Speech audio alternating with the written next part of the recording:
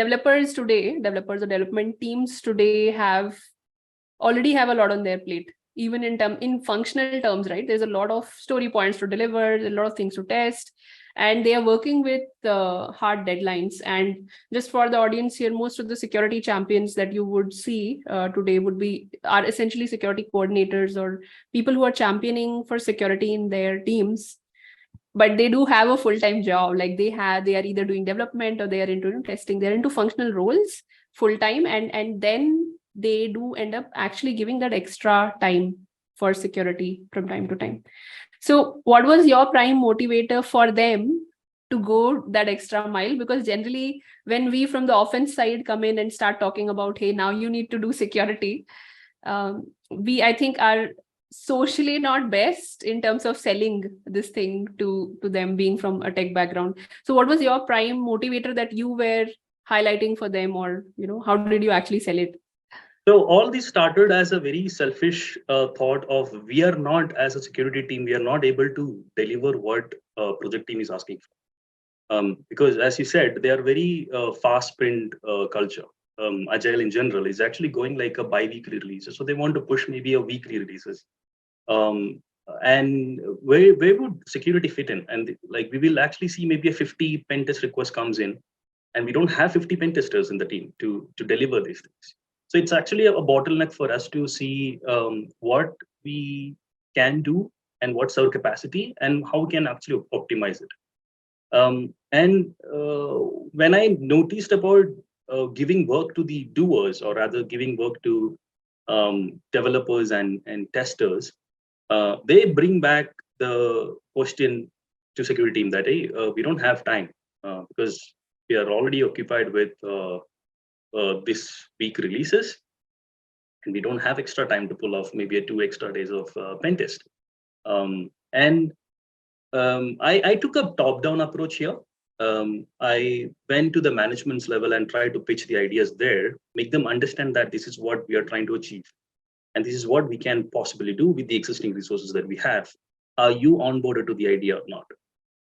So selling actually happens on the top level rather than the bottom level. Bottom level always chase on dates. They wanted to basically push their deliverable out. Everything extra is just an extra for them. Why do they need to do it?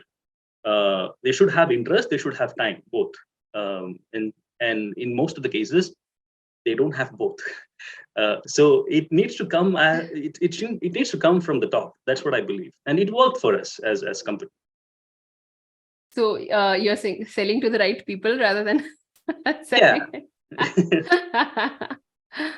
Yeah. I think that's very crucial. It's good to understand that. I think very early especially on the defensive side of security, it makes sense to have the right stakeholders involved from the very beginning, so that inclination helps with providing whatever else is required on the go, because it's not just tooling, or it's not just, so there are no individual components that can build a big successful program that will be effective. So yeah, rightly put. Also, the fact is, like, actually we're trying to change the culture of developers.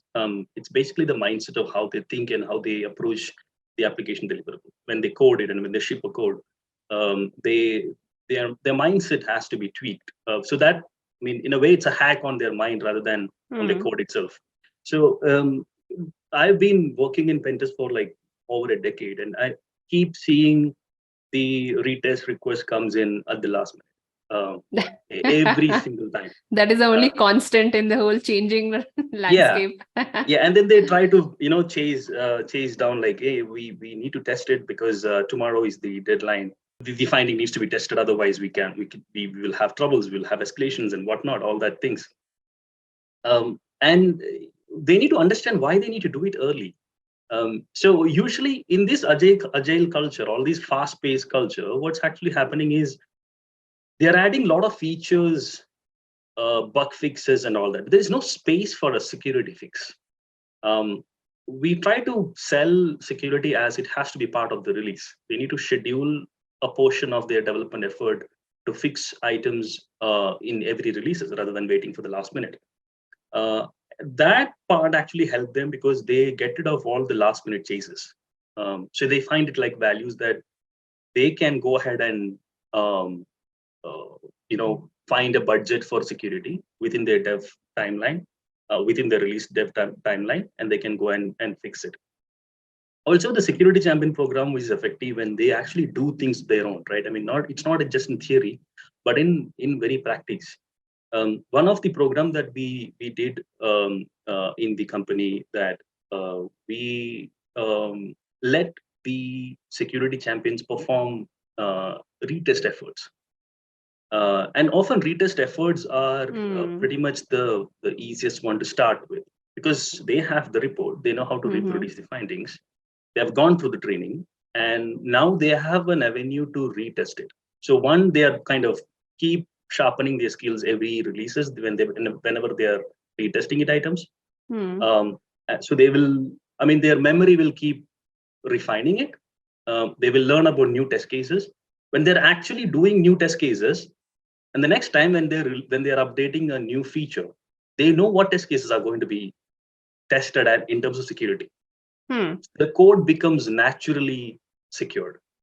It becomes a part of their coding culture to add test cases or security test cases in their code.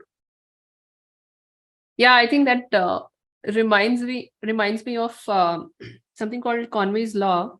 It's actually on the engineering side. Your development tends to take up the culture, the engineering culture that you have, and it reflects it also. I think if you have security culture as a part of it, it will start reflecting that as well. So yeah, that will be an effective way of doing it.